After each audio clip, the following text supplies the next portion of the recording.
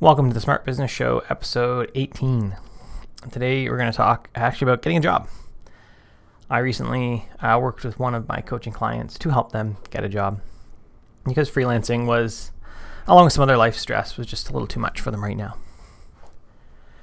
And they have been there for just about a week now. I guess it's a week today as I record this on May 15th.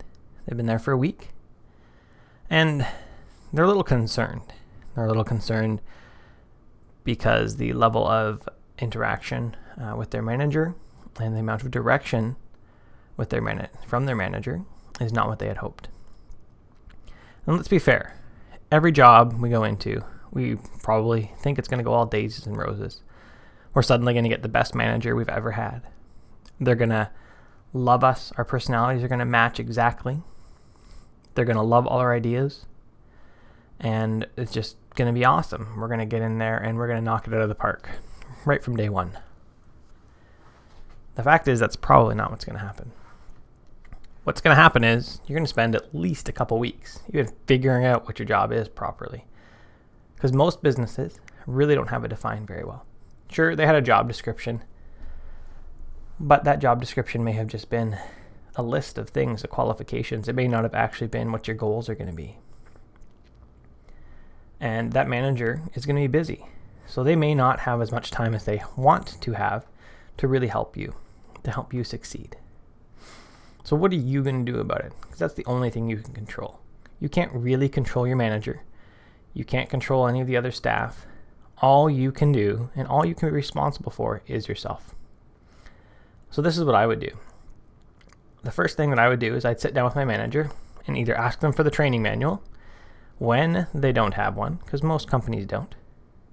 You need to ask them for the things you need to learn and write them down. Then you need to tell them that I will take all the time that's needed to book with the right people so that I can learn this, so that I can be an employee that is awesome.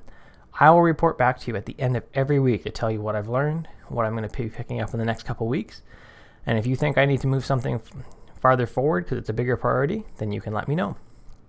When I'm done learning all of this, I'm also going to document the whole thing for you so that the next person that comes in has a manual. They know what they need to learn already. You can hand them the manual and say, I would like a report every week about what you've learned this week.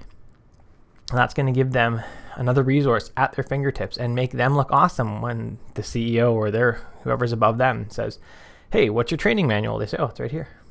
And they've got it. And they've got a plan. Every Friday, you should be emailing your manager and tell them the things that you accomplished that week, what you plan to do next week, what any struggles were you had this week, how you think you can make them not struggles next week. And you can ask them you need to tell them what you need from them to succeed next week. And on Monday, you need to do the same thing. You say, these are my 5 tasks for the week. This is what I need to succeed. If there's anything that is wrong here, if I'm not prioritizing properly, let me know. Otherwise, I will do this. To always ask them if there is something else for you to do. Your whole goal really should be to make them look awesome, make all the employees around you look awesome as well. And by doing that, they're going to love you and you're going to do a good job. Because all you can be responsible for is yourself. Now, I know a lot of you want to run your own business, and a lot of these principles are exactly the same. So when I work with clients, every Friday I email them and say, hey, this is what we did this week. This is what we can expect to do next week. This is what I need from you so we can actually accomplish our tasks. Every Monday, I do the same thing. This is what we're supposed to do this week coming up. This is what I need from you to accomplish our tasks. Because the only person that I can control really is myself. I, as an outside contractor, have a little more leverage because I can say, hey, your bill's coming through no matter what. Even if you don't get me this stuff, your bill is still coming. That gives them a little more pressure. But outside of that, I can't really, I'm not going to stand over them and make them do the work. So if you're looking for a job, or if you're in a job and you don't have a great manager, that's what I'd recommend you do.